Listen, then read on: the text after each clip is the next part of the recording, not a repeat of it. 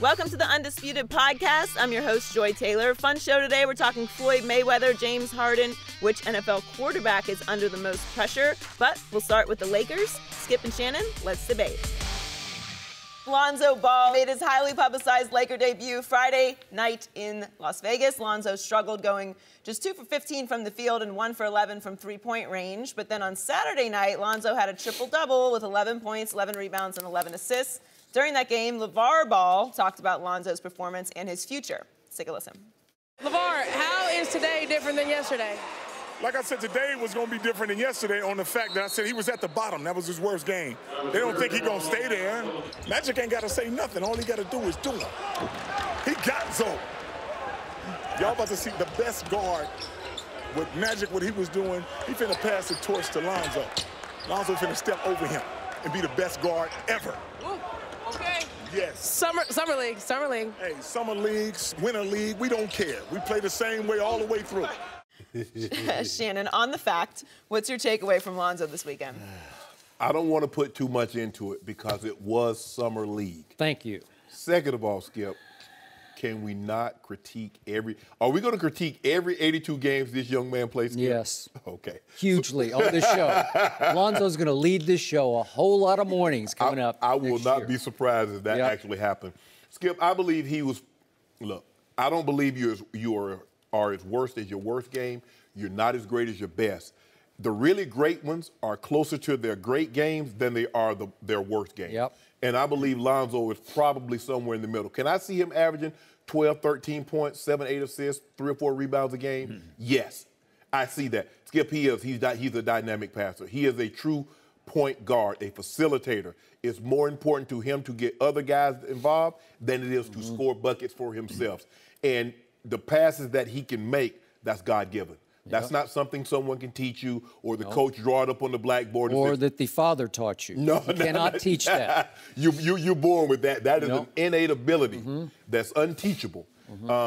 Now, the thing that he's probably going to struggle with, Skip, is his shot. I think he might have to change that shot to shoot a higher percentage because in college he shot 41%. But of the, 30, 35 games he played, he might have played against 3 or 4 guys at the guard position that's currently playing in the NBA. Guess what? Every night, all those guys are in the NBA. And all those guys are going to be able to come at you. So he's going to have to be able to knock down those shots. He shot, 41%, I think, from the three-point line. He did. And the three-point line in the NBA is a little further back. It is. 2 or 16 is really not a good number, Skip. But the buzz, no one's created this kind of buzz in Summer League. Not even LeBron James. Not even LeBron. And that's saying something, Skip. Well, now, Lonzo didn't create it. His father created it. No, Skip. I think the thing is for him is that because the Summer League was in Vegas, and L.A. is close to Vegas, you can drive, and maybe it was because I want to see if he's as good as everybody says he is, or maybe I want to see him fall flat on his face. Whatever the reasons, 17,500 filled that building to see one Lonzo Ball. They did. And a triple-double after having that bad performance. And so I think he's somewhere in the middle. I think gradually as time progresses, Skip, you'll see him closer to that triple-double. Now, I'm not saying he's going to average a triple-double for the entire season, but eventually he will be a double-digit assist guy on a nightly basis. Can he get enough rebounds? Can he do what Russell and Oscar did for an entire season? I don't see that happening, Skip. That's once every, 50-plus years that happens. But is he a double-digit scorer, double-digit assist guy? Absolutely. And the thing is, Skip, I can see the Lakers making vast improvement, but in vast improvement probably still only going to get them the 11th or the 12th seed in the West because it's stacked. It is all-time deep stacked. I have never seen anything like this. No. As bad as the East is, the West is that deep. Not that, I'm not saying it's invincible at the top, but just that deep. The West might be better from top to bottom than the East is bad. No, I would agree. And by the way, to your rebound point, I don't know if I would go that far. I think this kid has a chance to average double-digit rebounds. He obviously got 11 in his second game. It looks like he's not finished growing. I don't know that for a fact, but his father insists to me he is not finished growing. Okay. And because he's only 18, if he got another inch, he would get to 6'7". And he has a nose for the basketball off the board. He Ball likes seems it. to find He enjoys going and getting those rebounds because he gets the fact that if you get, this is part of his genius, but if you get that ball off the board, you can wheel and deal with it because all of a sudden you don't have to wait for somebody to slow down and give it back to you. Correct. You go one big dribble, and he hits full speed like that. Right. One big dribble, and then all of a sudden he's looking up court for a Kevin Love kind of pass, except he's just two-hand chest passing it. Right. You know, just boom. And it's up court to somebody who's like, wait a minute, I'm open. Boom. And he's got it in his hand, and either he can just immediately give it to a cutting teammate for a dunk, but you want to talk about igniting the next Showtime offense, that's how you can do it, is if he can get the rebound. Right. So, now back to the big picture. I think it's important that this morning I restate my position because I am not backing off 1 inch or 1 ounce of what I said before the draft. He will prove, Lonzo, over time, to be by far the most valuable player in this crop, and it looks like it's going to be a great crop. It's a deep crop. I agree with you, and I can't wait for tonight to see De'Aaron Fox against Lonzo, and the last time that happened was a bit of a disaster for Lonzo in that, was it a Sweet 16 game at Memphis? But it was just after his mother had suffered her stroke. But it would be an interesting matchup again tonight. I think it's 7:30 this time, 10:30 Eastern time. Correct. So I still say, and I'm going to stand by this, that the biggest mistake in the draft was made by the Boston Celtics for selling out of that top pick. They should have taken Alonzo Ball. And I think over time, Danny Ainge will be criticized for that. But Lonzo belongs with Magic and the Lakers. So it's just the sweetest deal possible that he would wind up there. As LeVar said, he spoke that into existence. So it's there now. And if I have one early takeaway, and I thank you for saying that about the Summer League, you cannot overreact to it because there are a lot of kids out there who will not be on an NBA roster, and there's no real practice time to it, so you don't have a real flow and chemistry. Right. And some of the games get a little unwatchable for me. I'm just doing this to it because it's just helter-skelter, out-of-control basketball. Some of the coaches are not coaches. They're not coaches. NBA coaches. That is correct. But my takeaway from those first 2 games is, early on, I wish Lonzo had a little more LeVar in him because too often he is classically unselfish to a fault. He gets too quiet, too passive, too unselfish. All the things that obviously his father's not. And I actually think it's a reaction to his father because his father is so out there, so in everybody's face, that after a while it makes the kid shrink a little bit, like, okay, because the kid's not like his father at all. Nothing. And do I think he's a little occasionally embarrassed? He loves his father. We know that. We could see it here. But is he occasionally like wincing a little bit? Mm-hmm. So he wants to show everybody, I'm not my father. I am my own guy. Right. And to do so, he pulls back a little too much because especially on Friday night, he just didn't attack enough. Just go. You're so much better than that guy who's guarding you. You can blow by him. And when he did blow by, he would get in the lane and kind of go like LeBron in Game 3, where you get a big advantage in the lane, and then all of a sudden you go up and you dish it out to a three-point shooter. Right. Well, there are a couple of times I thought he could have just flat out dunked it or shoot it, or guess what? There's that thing called the free throw line, and you can get to that. Right. Guess how many free throws Lonzo Ball shot in the first 2 games? Big zero free throw. You didn't get the line one time? Right. It's because he's being unselfish to a fault. He's trying to show pass instead of every time. And yet you got these kids like Kyle Kuzma, the 27th over.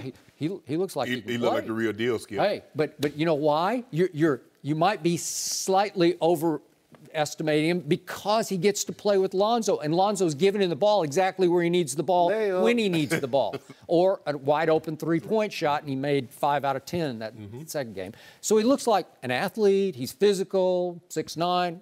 Nice pick out of Utah by way of Flint, Michigan, by the way. So the point is, I just want him to go a little harder, and I promise you, Magic is going to be in his ear more and more because he doesn't have that dynamism that Magic had as a rookie, where the smile. The smile. There's no smile because Lonzo's just stoic, man, emotionless, right? He's very, very, very quiet. Okay. He almost seems timid. Sometimes. It bothers me a little bit. Yeah, but you know, Magic, from the time he burst on the scene at the NCAAs. Oh. You watched him in the tournament, and he had that smile. Yeah. He was so charismatic. But Magic had, and I'm saying this in the most complimentary way, Magic had a huge ego to pass the basketball. Like, Yes. he wanted to make the Showtime highlight Right. pass. Right. And Lonzo makes the pass, and then he's just stone-faced when he goes back down the Right. court. He doesn't seem to have any joy in it or delight in it, although you know he does. Yes, of course. But he's acting like, that's just what I do. So let's go. If you look at the Lakers, Skip, Kuzma, Julius Randle has transformed his body. I don't know if you follow Skip, but he's down to probably around 4 or 5% body fat. You got Brandon Ingram, who's an athletic wing, and just by looking at it, like I said, I don't want to put too much into the summer league, but Brandon Ingram, you starting to see why He's a player. that you can have anybody else, but he's untouchable. I agree. Because he's lanky, he's rangy, Yep. he's exactly. And Magic has, they're athletic. So Magic is like Lonzo, up and down. Because if you look at Magic, when they were at their best, they could get up and down. They had James Worthy, they had Cooper, they had Scott. Even Kareem was filling the lane and Harry with the dunk. Agree. And I think this is what Magic wants them to be. But like I said, I don't want to put too much in the summer league. And as great as they're playing, Skip, it's still going to be a struggle for them to win 35, 40 games. The West is stacked. I'm talking about, Skip, from 1 through 5 could literally have 55 wins, 50 to 55 wins. You know what the Warriors represent, Skip, and the Spurs. You know who they are. But Minnesota, we're going to talk about them later. They got substantially better. OKC, they won, 47 games last year? And now they add Paul George. They'll be better. I agree. Now, I don't think Houston will be as good. We'll talk about them in just a few minutes here. Utah probably will take a step back. They might. So will the Clippers. I'm not sure about that yet. I'm not sure. They're interesting to me. You know something about is Mailman 27 again? How about that Serbian point guard they got, the Magic Johnson of Europe? Hold on. You talking about Medosic? You talking about the guy at the Clippers? Yeah, not Medosic. How do you, how does it? I'll get it. Milos. I know his first name is Milos. Yeah, I've watched him in the Olympics. Teodosic Yeah. is the way you pronounce his last name. Teodosic. Teodosic. Yeah. Skip. I'm talking about Utah. Utah is taking a step back. They're not getting better without Gordon Hayward. They're not getting better without George Hill. I'll agree. But I'm not going to count out the Lakers for that 8 spot just because of this kid's, so to speak, magic. And by the way, his three-point shooting, I completely disagree with you on. I think he will have 0 problems with the NBA three-point line, even though he's, 2 for 16 in the first 2 games. And I do think he was feeling a little bit of pressure because that's where right there you start to feel a little bit of the heat. He did shoot 41% at UCLA. In all the games I watched, he was shooting deep threes, like easily beyond the NBA line threes. I think he will have, in fact, I think that will be a strength of his, will be his NBA three-point shooting. But here's the thing, though, Skip. Can he get that 3 off with the way he shoots it when somebody's up on him? Okay, if somebody goes under that pick, watch what will start happening. Because the other night they were going under the pick, daring him to, especially in the first game, and he was horrible. Right. And it went from bad to worse. But what I did love is he did not back off. He didn't get scared. He kept firing it. Yes. So now we get. You like the Lakers at the possible 8 spot. I'm just not ruling them out yet. What about Portland? What about Denver? You don't think? I love Portland. I thought you liked Nurkic. I do. I said I've got Portland higher than maybe even Houston. In Portland? I mean, not Portland, but Denver? They're going to be coming. Jokic and Millsap now. I got it. I got formidable tandem. No, I got it. So here's the point. Bottom line on Lonzo. LeVar told Magic, and I read a good piece by, we just saw Ramona Shelburne do the interview post-game, but she did a good piece a few days back on ESPN.com and was quoting Magic Johnson as saying that he had a heart-to-heart with LeVar before the draft. Yes. And what convinced him to go ahead and take the kid was that LeVar assured him, everything I do is just all about marketing. Right. It's all sort of premeditated to market the shoe brand, the BBB, Big Baller. Big Baller. Yeah. So he convinced him, and here's the next quote. He said to Magic, Irvin, look, I'm not following my son. I'm not going to be hanging out in L.A. I'm going to be training these young kids, his 2 younger sons, obviously. And yet, games 1 and 2 at Las Vegas, who was front and center? Who did halftime on ESPN on Friday night? LeVar. And at some point, it goes a little over the edge into LeVar's not promoting the brand. He's just promoting LeVar, right? Yeah. You know, he's everywhere. He's at WWE. He's become an international celebrity because basketball is international. So at some point, as much as I love LeVar and how much he loves his kid, I just think he has to back off a little and don't hang out at the games every game. Let the kid start to become his own man. It's fine to go ahead and make all your proclamations. He's going to be the greatest this or Oh, he's going to be better than Magic. Better than Magic. Wow. That was after the second Summer League game. In which he went, what was it, 11, 11, and 11?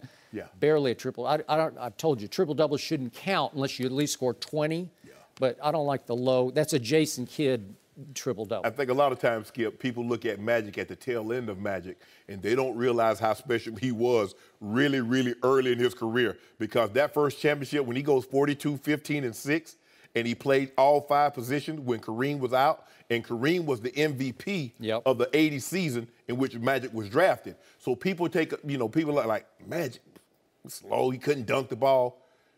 But he led the league in assists almost every year. He was special. And I'm not with, look, Lonzo Ball might be great, but to say he's going to be better than Magic after 2 meaningless Summer League games, I think that's a bit much. And the thing, what you're starting to see, Skip, is that the people are so out on LeVar that sometimes they wish bad things would happen to Lonzo. And I'm like, that's his dad talking. That's not him. If a parent can make you go out and say things that, well, I wish he'd blow out a shoe. Elena Deladon said she on Twitter, wish he would blow out a shoe. What? A player, an NBA player. I think a lot of people misread that to like blow out, like as in get hurt. Injured. Yeah. But even if you just he should have signed with Nike. Why? Why? It was LeVar. LeVar always wanted to have input in the shoe that his son would wear, what it would look like, how it would function, and how much did Zoe like it. None of the major manufacturers was willing to give him that, we're not going to let you have any input. He says, okay, well, I go it alone. Yep. And oftentimes you hear people say, when someone is too afraid to follow their dreams, they'll try to discourage you from following yours. I agree. You should root for that. Yeah. Skip. Yeah, that should be the blueprint of how maybe others should come along and do things. And I root for LeVar as a father because you will never hear me condemn somebody for over-loving his son. And I've said this before. I wish LeVar had been my father because I didn't have one. Skip, what did they say? What did they say one of the major things, Joy, in the black community? The father's never there. Now the father's there. You say, well, now he's there too much. Yep. He is overprotective. They're not there enough. He's there too much. Can we find I don't have a problem with LeVar. Like I said, I've always said, and I told him sitting here, so I'm not going to tell you how to raise your kid. And most parents will get defensive if you try to tell them, well, you're not doing a good job or you're doing this. Man, you don't tell anybody how to raise their kids. Yep. You just stand back, let them do. You have your kids, you raise them the way you see fit and how you see fit. But I love the impact that LeVar has had on his son's life. His dad, Lonzo, loves his dad. His dad is always there, and he knows one thing. Agree. No matter how bad things get, my dad got my back. He does, hugely. Well, we'll see them tonight at 10:30 Eastern. They play the Kings, as Skip mentioned earlier, and he's definitely box office. Can't argue with that. No mercy. If you're a NASCAR fan, there's a new podcast for you to subscribe to, Heritage Road, the podcast that drives you down memory lane, takes you under the hood, and gets you behind the wheel of America's favorite racing competition. They talk to the hardworking drivers, crewmen, and fans that make NASCAR possible then and now. From NASCAR royalty Bobby Allison to the broadcasters that brought you racing in homes around the country, they've got all the stories you've probably never heard before. Hosted by the voice of Texas Motor Speedway, Rich Phillips, brought to you by Busch, the beer that has supported racing since 1979. Subscribe to Heritage Road today for free wherever you listen to podcasts. No mercy. ESPN reports James Harden has agreed to the richest contract extension in NBA history this weekend. It's a 4-year deal that will pay Harden $228 million through 2023. He was the MVP runner-up last season, averaging 29 points per game and leading the league in assists. Harden's new teammate Chris Paul tweeted, "Congrats. To hell with the ball. Let me hold some cash." Is James friends with Floyd? Joy, you better start with these jokes now. I'm done. Skip, what did this move tell you? That's funny, Joy. Nah, she tried to be some more up here cracking jokes. This is my, so to speak, 2 cents from a distance. About Floyd what just need 2 happened cents. in Floyd, Houston. you need 2 cents? You need he needs more than 2 cents. But I believe that the Rockets just attempted to buy James Harden's happiness, so to speak. And loyalty. It ultimately will not work. Because the truth is, cold hard facts, if you really look at what just happened, James Harden got demoted from the point guard position. And he couldn't publicly defend himself because he was over the Game 6 barrel, because he lost his leverage, because he had such a nightmarish game against my Spurs. Remember, it wound up at home 114-75. Yeah, we had like 11, 13 points, something like that. He had 10 points. It went 2 for 11 from the field, 2 for 9 from 3. Fouled out of the game, looked like he was disengaged and ultimately disinterested in the game. And the Rocket fans, Rocket Nation, obviously not happy with James Harden. And all of a sudden, Daryl Morey took that opening to run right through it and go get Chris Paul. And you're my new point guard, and you're the new center of the D'Antoni universe, as Steve Nash once upon a time was, and as James Harden was last year when he made a run at MVP. He was your MVP candidate last year. You're winner all the way through the year. Yep. And yet, he lost his point guard job. He is now a wing player for the Rockets. He's just a cog in the three-point attack system, a very, the highest paid cog in the NBA universe. But again, he's not that guy anymore.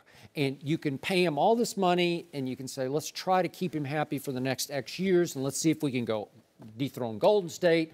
But ultimately, it'll take, I'm going to guess I'll give it to January. Somewhere in January, James Harden, after some deeply frustrating game, is going to unleash on Daryl Morey in this situation, because the ball is not going to, as we just saw the ha-ha tweet from Chris Paul, the ball is no longer going to be in James Harden's hands enough. And after you have a whole year of getting spoiled in that system, which was perfect for James Harden because all he did was lead the NBA in assists last year. And if you look at the total, he averaged 11.2 a game, but he had 907 for the year to Chris Paul's 563. So he had, almost 400. Wow. Well, he can just make a case.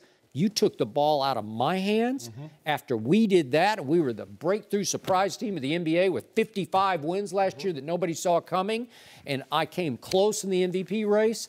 And now this is, you're going to give him the money, but I don't think money can buy that kind of happiness, because I think he's going to be deeply unhappy by January, because it's just not what he got used to last year. Well, I think it was a no-brainer, because you're looking at a guy, Skip, that finished twice in the MVP voting in the past 2 years. Finished second. Second in the MVP voting, once to Steph and last year to Russ Westbrook. He finished 1 point behind Tiny Archibald the Kings. He had 30 points, led the league in assists. 1 point behind scored and assists, the most points in NBA history. Yep. Skip, I think what they are trying to do, and James Harden mentioned it, he says the owner, Les Alexander, has shown a commitment to trying to win. Skip, they went out and got Dwight Howard. It didn't work, but they tried it. Now they've gone out and gotten CP3. James Harden can say, I was with an organization before I got here. They weren't going to do everything it could to win, because to stay out of the $5 million or $10 million in the luxury tax, the Thunder, they traded me. Yep. They had the Warriors, the big three, before the Warriors actually had it. They did. And because they didn't want to go into the penalty of the luxury tax, they traded James Harden. James Harden is looking like, hold on, wait a minute. They got me Dwight Howard. That didn't work out. They went and got Chris Paul. Last year, what did they do in free agency? Ryan Anderson, Eric Gordon, trade deadline, they trade for Lou Williams. So they have shown him that they're Daryl Morey and the owner, Les Alexander, they have shown him they're doing everything they possibly can to try and win, Skip. Yep. But, Skip, it's hard. They come to you, and it says, okay, you got $58 million left on 2 years. We want to give you 4 years, $169.3 more million. What do I sign? He's in Houston. There's no state taxes. Pay your taxes on the federal taxes, James Harden. Skip, 6 years, $228 million? I mean, when this contract is up, he'll be 33 years of age. Theoretically, he could go get another. I think we're going to look back, Skip, this is going to be a bargain. Because if Steph Curry right now is in the beginning and he's making, what, 40, $40.2, $40.3, $43 million a year.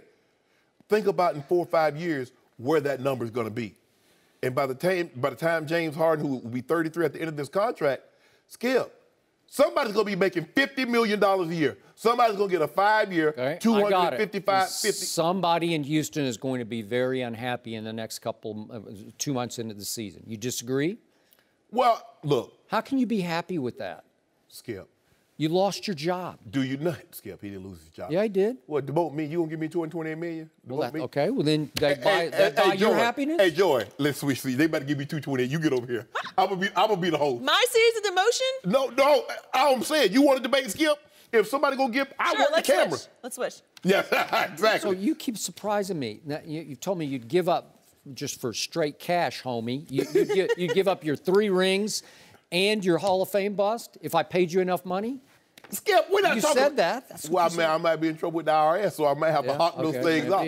Skip, I don't look at it as a demotion. I think James Harden is a true number 2, and he was just masquerading. Now, he did a very good job. Well, that's pretty good masquerading if you lead it and lead the league. Skip, he had that volume.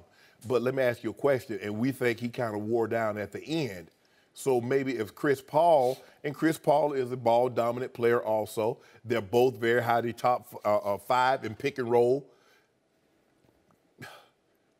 The problem is, look, you spoiled James last year. Yes. On usage rate, he knew the ball was going to be in his hands, and then he started to take pride in getting into the lane and kicking to the open sniper, right? But here, and plus now they're trying to make a trade for Carmelo. Now, I think that would be a big mistake because D'Antoni already had Carmelo in New York. Skip, it's like when 2 people are married, they get divorced, and then they get remarried.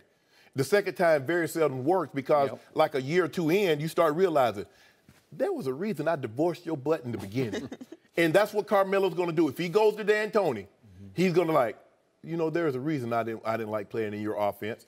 I just don't. I get it from James Harden point because the organization, they're showing him that they're doing everything they possibly can to help him win. It just so happens that it's just like what everybody else was doing in the East with Michael Jordan. It doesn't matter. Golden State still has the better roster. And even all these other teams have gotten substantially better. The OKCs, the Minnesotas, the Portland and the Denver Nuggets, and whether or not you think the Houston Rockets got better with CP3 and moving Patrick Beverley, that remains to be seen. I don't. But remember, there's the whole makeup of this team changed, both emotionally and strategically, because you lost Patrick Beverley and Lou Williams and Ryan Anderson. They're going to have to move him. I just think they're going to have to move him to make all the salaries work. I do. I agree with you. So all of a sudden, you don't. What are they? Because we knew last year there were a pick and roll, James Harden getting to the basket, either finish or kick to the threes. Well, if you're moving all your 3-point shooters, what are you going to be? You're going to be a still pick and roll team, or are you going to be a pick and pop team? Because Daryl Morey places really no emphasis on the 2-point mid-range shot. It's either a 3, layup, or dunk. So you shoot mid-range, he's out on that. So I don't really know what they're going to be, Skip. But from James Harden's point of view, how do you say no to a $228 million, Skip? I just don't know how you do it. You don't say no, but again, I don't think that's going to make him happy. But also, Skip, they don't want him to walk out the door and they get nothing, because we saw that with Kevin Durant. Now, Chris Paul and Paul George, we saw that, like, okay, one opted out because he could. The other says, I'm going to opt out after the season. Once you do that, Skip, you're never going to get equal value for a star player.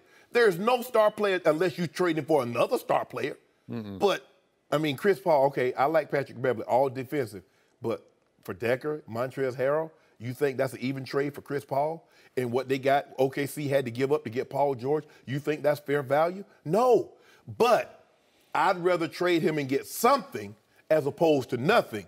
But you look at it, Houston and Indiana, they really gave up nothing to get star players. I mean, these are all NBA, all-star players. I don't know. Houston gave up a lot of depth. I like Sam Decker. I think Harold will be good for Doc. I think he'll find. I mean, I like Patrick Beverley because he's a very good on-ball defender. He's tenacious, and he made some big threes. He makes some big corner threes. Hey, Lou Williams makes a lot of big threes coming off. I know the stats don't show up, but he makes a lot of big shots at big moments.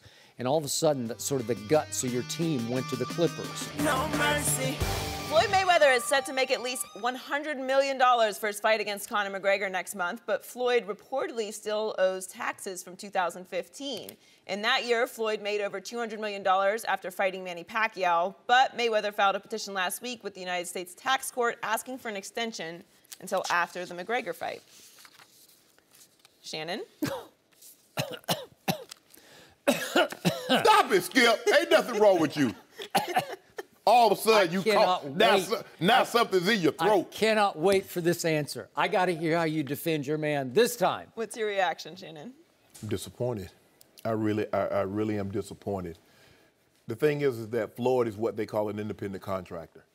And what happens is that when you become an independent contractor, Skip, if you make $230 million, they give you 2 checks or a check for $230 million. It is up to you to take out the deduction and make sure state, federal, and whatever else needs to be deducted is paid to the Internal Revenue Service. Floyd, you made $230, and I get it, Skip. I can just imagine getting a check for $230 million. Like, hold on. I ain't see I, R, or S in that ring taking no blows. And I'm supposed to send them, yep, you're supposed to send them their cut. That's the way it works. And what you owe them about half of that. Yeah. Right? Well, he's in Nevada, so which is no state tax. So basically, all you have to do is give them their 33%. Yeah.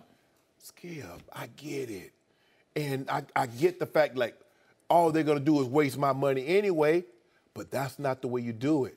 That is not allowed. We saw other greats. Joe Louis had this problem.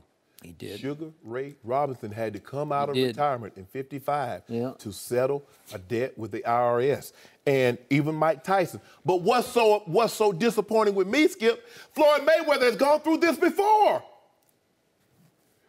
What is it that you don't get? And I'm even more disappointed because you're on Instagram and on Twitter flaunting your opulence. You got bales and bales of money. You might have 30, 40 racks up in front of you. You got Bugattis and Enzo Ferraris and private jets and yacht, and you big balling. And you won't cut these people their money? Now, Skip, I believe that he would have taken this fight anyway. It's hard to turn down $200, $300 million, Skip. But it looks to me that a major driving force between him, because I always thought it was Conor that wanted the fight. He wanted the big payday. Yep. But deep down, Floyd needed this payday because he got to settle a score. And let me tell you how the IRS works, Skip. Do you have experience? I have experience with them. Okay. Experience. What they like to do, if you owe them, they're not going to send you a letter right away. They like that thing to occur. They like to get that over interest on that thing. That's 7-8%. Penalty. Because they don't. Because see, Skip, they know like, oh, he can pay it right now. No, he forgot. Let's see if he can get it again the next year. And the next year. And the next thing you know, the bill is so big, you either have to sell everything to make good, or they come and get everything. Now, you remember when Red Fox, he told a story that he was in trouble with the IRS.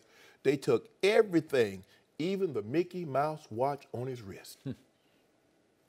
That's how they do you, Skip. Skip, I had to pay a debt, Skip. It cost them more to send me the postage in the return letter that I was going to put that 37-cent and that $2 check in, but they wanted their paper. You know, Leona Helmsley, the great heiress and real estate lady, she said only poor people pay taxes. They said, bull jive, we finna take your rich ass to jail. And she had to go to jail for some time. Skip, these people don't play. They do not. They won't. I don't care if it's 37 cents, I had to pay one of those. If it's $2, I had to pay one of those. Skip, I'm sending them their money.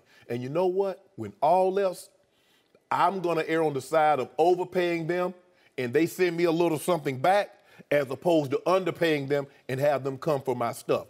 Because everything that I got, I plan on keeping, Skip. I ain't giving up. But I'm so disappointed in Floyd, considering that he had already had to sell a debt, I think in 2009, for 5.6.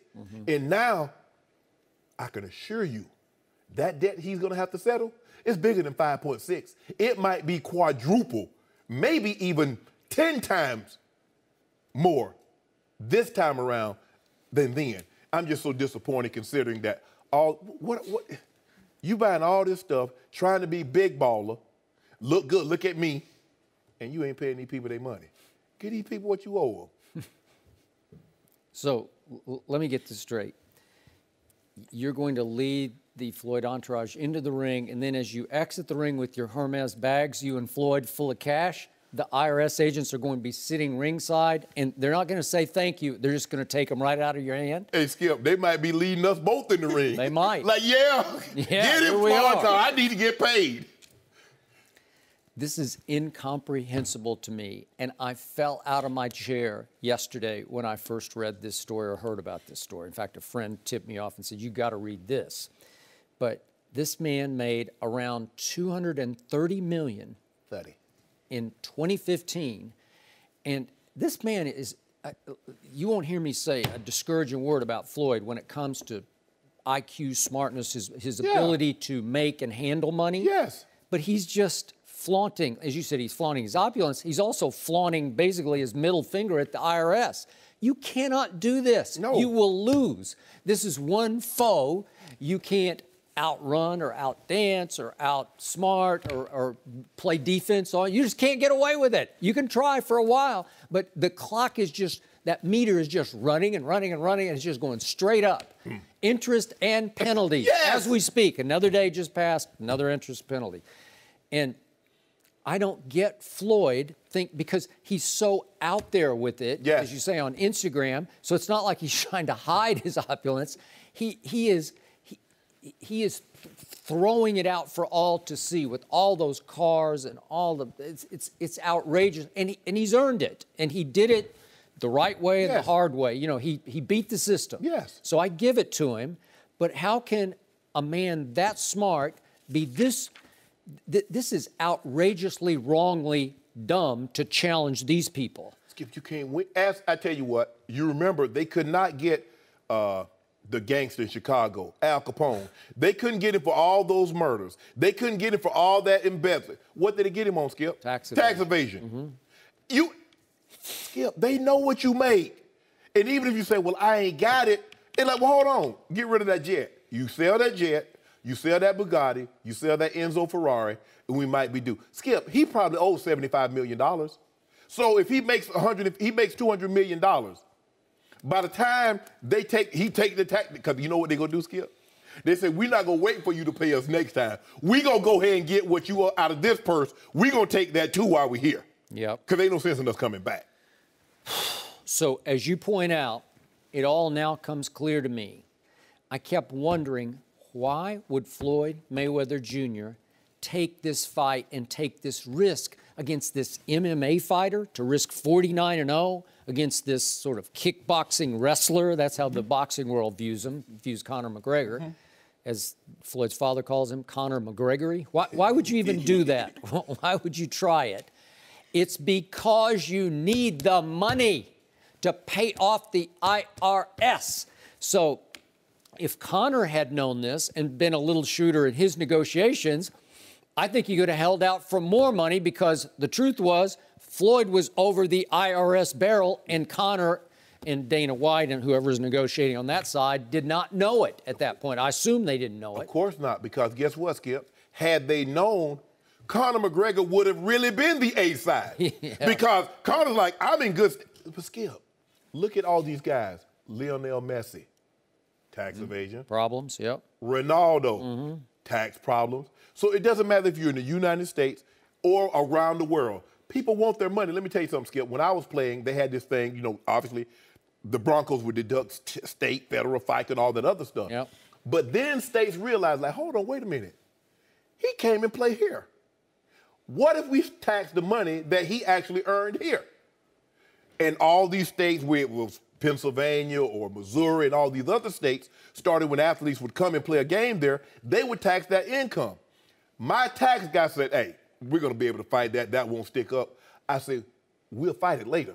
You pay them people what they owe, and if it ever comes to a point where we can get this money back, we'll get it back. But they're not finna come get my stuff in year 2013, year 2013, and all because I hadn't paid taxes 7, 8 years ago. That's not going to happen. So I'm gonna err on the side of caution, Skip, and pay them. And if something comes out of that way, hey, Shannon, you can get your money back, I'll get it back. Do you know how embarrassing that is? Do you know how many people are sitting back, keying, that this man is in this kind of trouble? Yeah. Everybody. I am. Oh, stop it, Skip. But you know what? All that being said, Joy, yeah, he owed the IRS probably $100 million. But he gonna on August 26th, he gonna come out to T-Mobile. He gonna park those, stop it. He gonna park those double doors. And as I lead him to the rings, and in the background, you hear him bodies hit the floor. Bodies hit the floor. Yeah. From the IRS. So we gonna knock him out. You're gonna with your Hermes bag, you're gonna knock him out. You and I got a bet because Knockout paid double. Oh, that's what we. That was Knockout paid. So whatever I'll we got, take that. Whatever we got. I'm gonna say it again. Floyd could not knock out me right now. He gonna knock him out. And when we come out with those Hermes bags, we gonna have. You know what? We gonna give them their money in cash. Y'all try to big time me and try to make me feel bad, put my business in the streets like that. But that's okay. Hey, Shan. Give him. Is that what he calls you, Shan? Yeah, he called me Shan. You know, my friends call me Shannon Sharpe, but he called me Shan. Hey, Shan. I'm gonna bring out like 2 of those Hermes Croc bags, 2 with ostrich, and 2, and he got an old Birkin bag. You know, Jane, Judith Birkin. You know who she is, right, Joy? You got a Birkin, right? I do not have. You ain't got no Birkin. No. You can get me a Birkin. No. All that money that you save from I ain't buying no $40,000 bag unless $39,000 coming inside of it. So for 2 months now, all I've heard on this show and all around the country is this is such easy money for Floyd. It is. And maybe his advisors and his handlers and his inner circle all tell him this is the easiest money you ever made. But Floyd knows deep, deep down that he is going to have to take on the baddest man on the planet because the baddest organization on the planet is after him, the IRS. So he's having to risk 49-0 against Conor McGregor, who is a very underrated boxer. I'm going to say it again.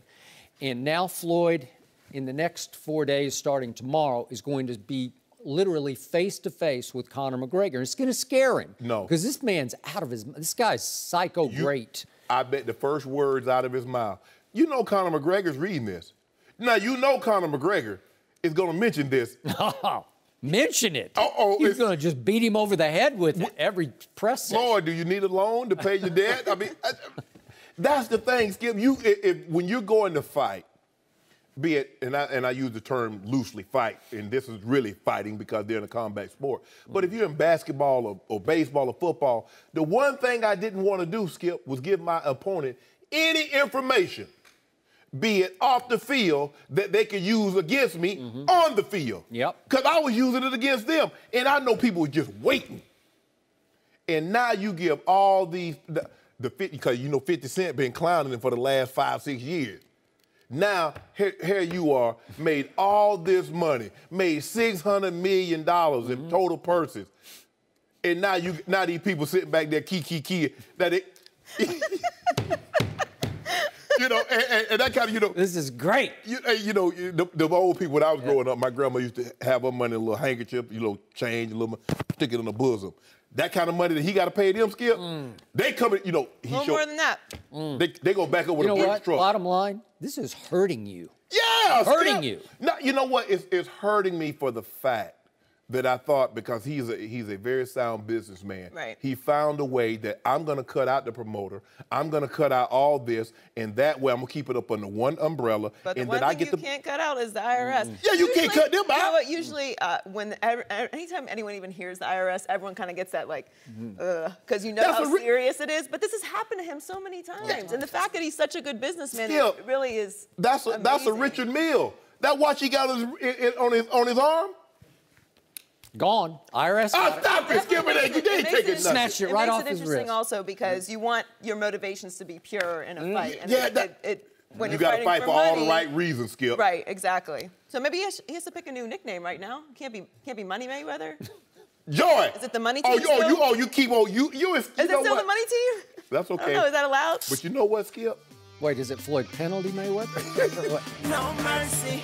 USA Today came out with their list of quarterbacks who are under the biggest spotlight this season. Their list includes Cam Newton, Jared Goff, Eli Manning, Kirk Cousins, Joe Flacco, Blake Bortles, Andrew Luck, and Dak Prescott. Shannon, which quarterback do you think is under the most pressure this season? Man, I wrestled with this one a long, long time, Skip. And I went with Cam. Cam came off an MVP season, 35 touchdowns, 10 interceptions, then he ran for another 10. So 45 total touchdowns. And then last year, he took a huge step back.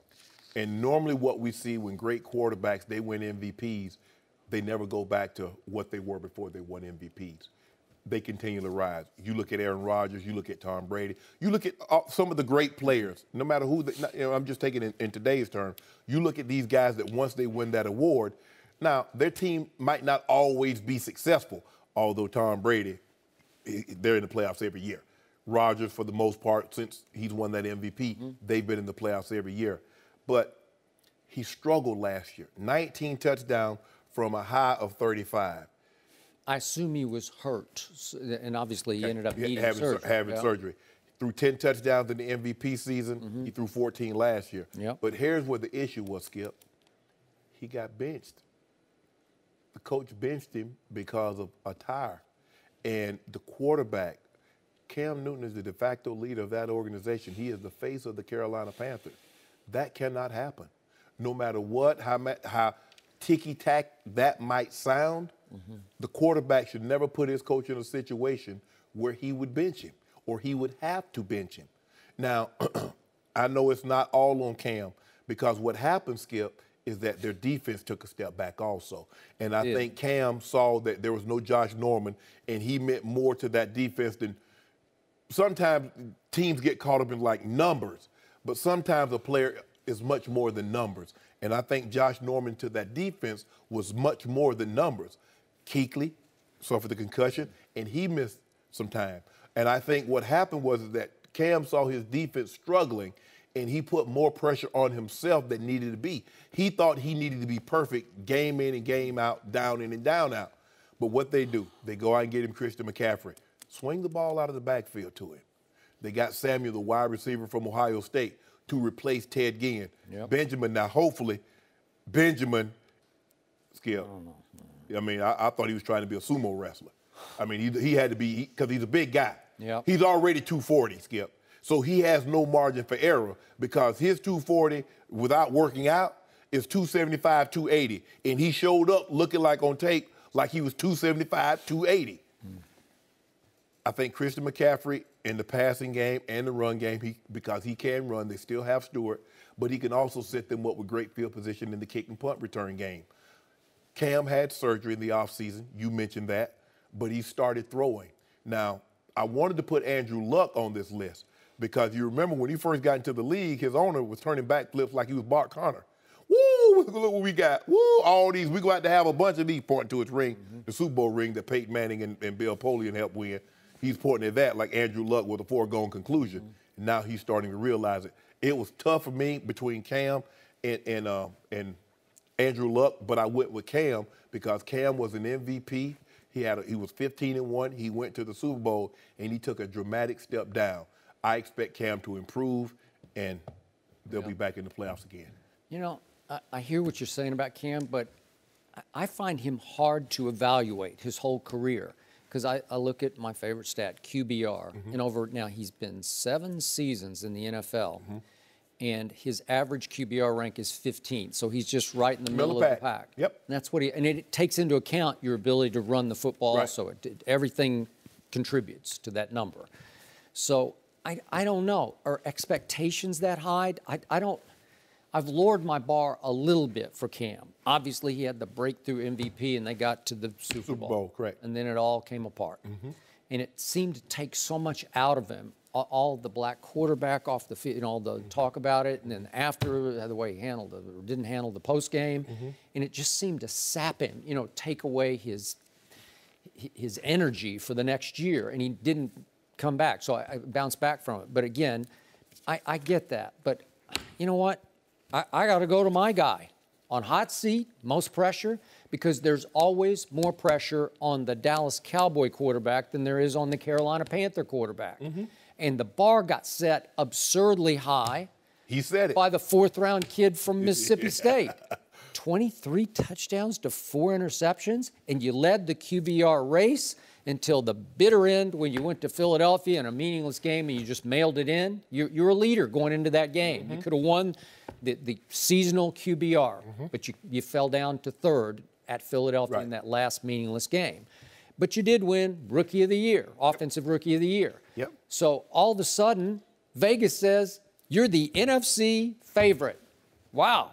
So now, is Tony Romo retired or not? Guess what? He still hasn't filed his retirement papers. And have you seen the movie Baby Driver? I have. You saw it? I saw Baby. So, what happened to John Hamm at the end of that movie? Did he not keep coming back to life? Yep. He came back. He was virtually unkillable at the end of the movie. And I think Tony Romo might be John Hamm this year, where he just springs back to life and springs back to life. And when you least expect it, what is it, November 5th is his first game at Jerry World in the CBS booth. He might just come down at halftime to the locker room and suit up and come out and save the day in the second half if, in fact, Dak struggles. So I think the pressure on Dak, I think a lot of people outside the Cowboy Nation world are waiting for him to fall on his face. Like we talked about Lonzo, but this kid, and again, he had this little incident with phony signatures. I don't know what's going on. Still haven't heard from Dak yet about that, but it just put a little more heat on him. And here's my bottom line to this. I believe Dak will stand up to the pressure because I'm picking the Cowboys still to win the NFC, mostly because of Dak and obviously Ezekiel Elliott and the offensive line and the offense more than the defense. Right. So I think he will be at least as good, if not better, than he was last year, which is going to be pretty hard to do. But you want to talk about pressure, focus, he's it, man. He's in the hottest seat in the NFL. But the thing is, and I could have easily gone to Joe Flacco because since he won that Super Bowl skip in the regular season, but he's been basically a non-factor in the regular season. He's not going to wow you with stats. Now, he can have that occasional big game where he goes for 365, 370, 3 or 4 touchdowns, but it's when he gets to the playoffs. Why is Blake Bortles on this list? Most of the guys on these lists, we have expectations of. Okay, but like Flacco, I don't expect him. I knew what he was. I didn't second, I first guessed that. When they signed him to that deal, I said, this is a big mistake by the Ravens. He will not be able to live up to this because in the regular season, too many times he's Fluco, Joe Fluco. And he was. So for 4 years, we talked about it the other day. What are they, just a little under 500 for his 4 regular seasons since he signed the contract? Way to go, Joe. And Kirk Cousins, Skip, unless Kirk Cousins were to win a Super Bowl, Washington will still try and undervalue them. It's like if you play in blackjack, Skip, you know you play blackjack and the dealer has an ace and you offer insurance. No, you'll go ahead and give me my money. All I wanted was the blackjack. I don't need to worry about whether you have it. And this is what Washington's doing. They keep betting against themselves and they keep losing. So guess what's going to happen? He's going to end up throwing for another 4,000 yards. He's going to end up having another, 30, 33 touchdowns. And guess what they're going to have to do? Because there's nobody else. They're not going to be able to get Sam Darnold or how you pronounce his last name. Darnold. If he comes out, they're not going to be in position to get him. And guess what? They're going to have to franchise him again at $34.5 million, and they would have paid him $78 million over 3 years. When you could have had Kirk Cousins for $60 million guaranteed, and you still have Deshaun Jackson, and you still have Pierre Garçon.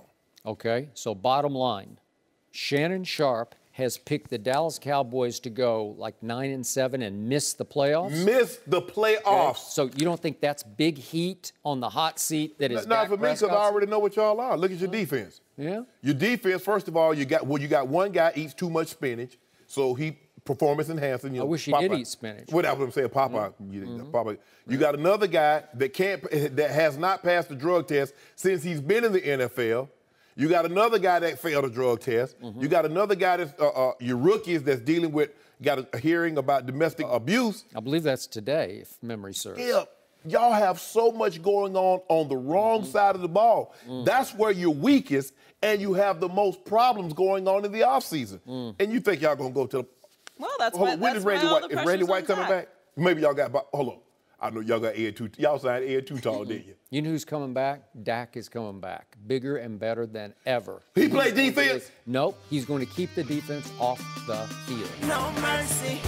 The Vertical reports veteran guard Jamal Crawford will sign a 2-year deal worth nearly $9 million with the Timberwolves. Crawford was traded in a 3-team deal by the Clippers last week to the Hawks, then was released by Atlanta. Minnesota has also added All-Star Jimmy Butler this offseason. Chris Broussard's still with us, but Shannon, let me start with you. How good can the Timberwolves be? Before I say how good they can be, At first, Jamal Crawford wanted to play with Alonzo Ball because of his great passing. Then he was on the phone with LeBron James. And then he turned up going to the team that was going to play the most money. Now, I ain't got no problem with that. I don't have no problem with that, Skip, Chris and Skip. But you know what it was about. Exactly. I think the Timberwolves should be very, very, very disappointed if they're not the 4 seed or higher. You look at what they've done. Karl Anthony Towns was 25-12. Jimmy Butler was all NBA player, all-star, 23-6. Andrew Wiggins, 23-4. They signed Jeff Teague, who was 15-8. They signed, and they also got in free agency, what's the guy who got it from OKC? Taj Gibson. Taj Gibson. Mm-hmm. Yep. So great role player. And now they got a guy coming off the bench. You know, every night, pencil him in, 14 to 18 points. Some nights he's gonna go get you 20, 25. And that's Jamal Crawford. Mm-hmm. If you look at this team right now, starting 5, only one team has a better starting 5. That's the Golden State Warriors in the West. You look at them player for player. Anthony Towns. I would go with Cavs. Starters? You don't just go 1, 2, 3, 4, 5. That's not how you measure who's the best starting 5. But you said in the West. In the West. Oh, you saying in the second best in the West? Yeah. Okay. Yes. But it's a lot more to it than that. But I mean, I like. It's tough to just put together. Do their games fit? You know, but their that, attitudes, egos. No, what's gonna need to fit is their ability to play defense, because they got guys that can put the ball in the basket. Their problem was they couldn't stop anybody. And they have defenders now. Yeah, a few. We're gonna see if that rubs off on Karl Anthony Towns. We're gonna see if it rubs off on Towns and if it rubs off on Andrew Wiggins, because we know they can put the ball in the basket. I believe. Last year, the Portland Trail Blazers, 41-41, they were the 8th seed. I believe it's going to probably take 44 to 45 wins. It's going to be 45 at the 8 and probably 63, 64 at the top. That's what it's going to take. And I believe this team, if you look at this team, there's no way they should be worse than the 4th seed. No way. I actually have them 5th. Now, I will say, who? I made OKC and Houston. Now, you know, and obviously Golden State and San Antonio. I may be a bit skewed. I expected more from them last year. And I know that they got a lot. They added a lot, as you said. And I think Thibodeau is like one of the top 5 coaches in the league. So I was very disappointed in what happened last year. I know they were young, but I just expected them to at least, you know, be maybe the 8th seed or fight harder for that spot. I do think in a couple of years, they're going to be a legit contender, 1 or 2 years away. One thing but I think a couple things are coming to play. Is it going to be tough to figure out, I don't want to say whose team it is, but Jimmy left Chicago, and that was his team in Chicago. And once it became his team, there was a lot of talk and scuttlebutt about how there were problems in the locker room. Him and Rondo went at it last year. You know, Rondo's a leader. Jimmy was the leader. Like, could he butt heads with those young guys? Because it's been Karl Anthony Towns and Andrew Wiggins' team as they've grown and developed. And now here comes Butler, and he's still young. He still views himself as good as anybody in the league. And so I wonder if there could be growing pains there. And then the second thing is they almost look built for 2009 because they got no three-point shooting. Jamal, Wiggins, Jimmy Butler, and Jeff Teague, they all shot 36% from 3, roughly, which isn't horrible. They got guys that can be streaky and get hot, but I wonder in today's NBA how that's going to impact them. They should be great defensively. They've got great talent. And I think just based on that, they'll be 5th seed or something. But I think they're a year or 2 away from really contending. They got great size. By the way, their best 3-point shooter might be Karl Anthony Towns. He was 37% last year, and he took 3.4 a game. Yep. He can. Yep, you're right. So here's my issue with everything you two just said. Last year, this team was 31-51, and I am with you, Chris, on this. I was really disappointed by that because I am a big Karl Anthony Towns fan and was on the old show before he was drafted, went back and forth about Towns versus Okafor, and I just said, this isn't even close. It's this guy. Yeah. And the numbers this guy put up, he was the youngest ever to go 2,000-plus points, 1,000-plus rebounds, even 100-plus threes. He's just setting new mark after new mark after new mark. But this team finished tied for 26th in defense last year, which is tied with Sacramento for the 4th worst defense in the NBA. Well, that's just wrong because the coach is known for coaching defense. Tom Thibodeau is supposed to be the defensive guru, mastermind, and taskmaster who's going to crack that whip, you know, and everybody's going to play defense and get after it. Well, they didn't get after it. So now you've thrown, as you point out, a bunch of big new personalities into the old mix. Jimmy Butler, to me, was the most valuable player available in free agency or trade or however you want to look at it. He was, but of all the people who moved, that was the best move to me. To me, I would take him a little over Chris Paul or George Paul. Or Paul George. Stop it. And he's not better than Paul George. He is too. Yeah, Jimmy I don't Butler? have him better than Paul George. Oh, I do. I do. On toughness, mental toughness, physical toughness. Come on, big shot. You saw toughness. Paul George commercial that Gatorade when he Yeah, walked that's the only time he's ever hit that walk-off shot. We all saw it all throughout the playoffs. Don't forget, George led a team to the conference finals. Butler has not done Led it. him. With Roy Hibbert as the center. Yeah, you want him? He was on his way last year until Rondo got hurt, but that's a whole nother issue. So the point is, you throw him into this mix, and he's got a big ego, aura. You know, he wants to be the man. He will try to be. And Taj and Jamal's going on, is he 37? Yeah. 37. 37? Wow. And I'm not the biggest Jeff Teague guy. I don't know. I'm never sure if he's really into it or not into it. I'm not sure. But he's got talent, but I'm not sure if he's that guy. And then you still have Wiggins and Towns, obviously. Shabazz is still there, coming off the bench shooting. And Tyus Jones and Deng is still there. Yep. So they got depth. They got a lot of pieces. They do. But the leap from 31 and 51 to, let's say, if you get to the 3 seed, it might take 50-some wins. Houston had 55 last year. They're going to be 4. They're going to win at least. They're going to win at least 42 games this year. 42? At least 42. They're not going to be the 4th seed with 42 wins. They're going to win 42 games. You're going to have to win 50. To be the 4th seed, you're probably going to have to win 55-ish. But here's the thing. They're going to chop each other up. Nobody's going to chop up Golden State. No. I say they. I didn't say them. The rest of them. Yeah, exactly. Okay. But Skip, but here's the thing. Tibbs if you notice when coaches that have a particular skill set, whether it be offense or defense, they always need to get one of their former guys and bring him in. It would help. If you look at with football, basketball, baseball, they'll always go back and get at least one guy that was with them for a significant amount of time that can show the guys, okay, this is what Tibbs means when he says this. This is what he wants us to do in this situation.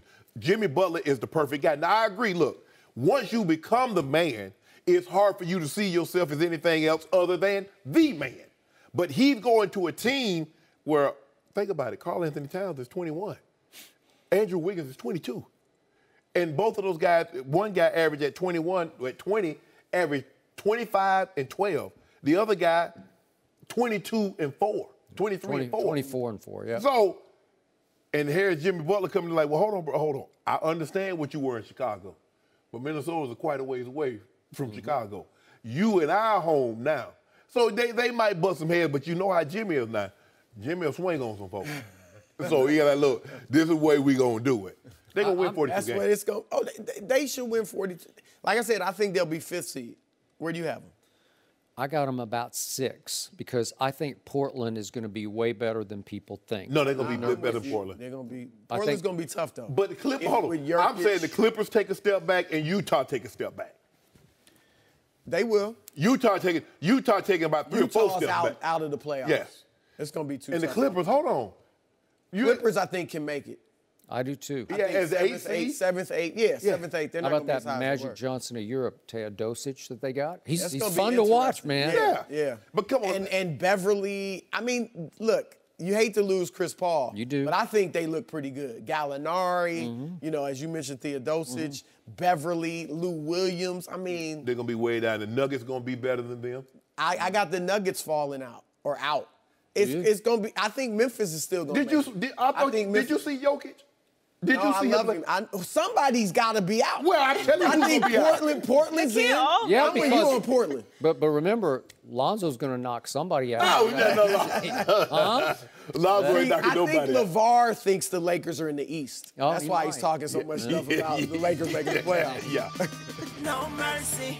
The West is going to be very interesting next season. Thanks for listening to the Undisputed podcast. We're back tomorrow, usual time, 9:30 a.m. Eastern. Dana White and Deion Waiters will be on the show. It'll be a great one. We'll see you tomorrow. Fox Sports, one of one.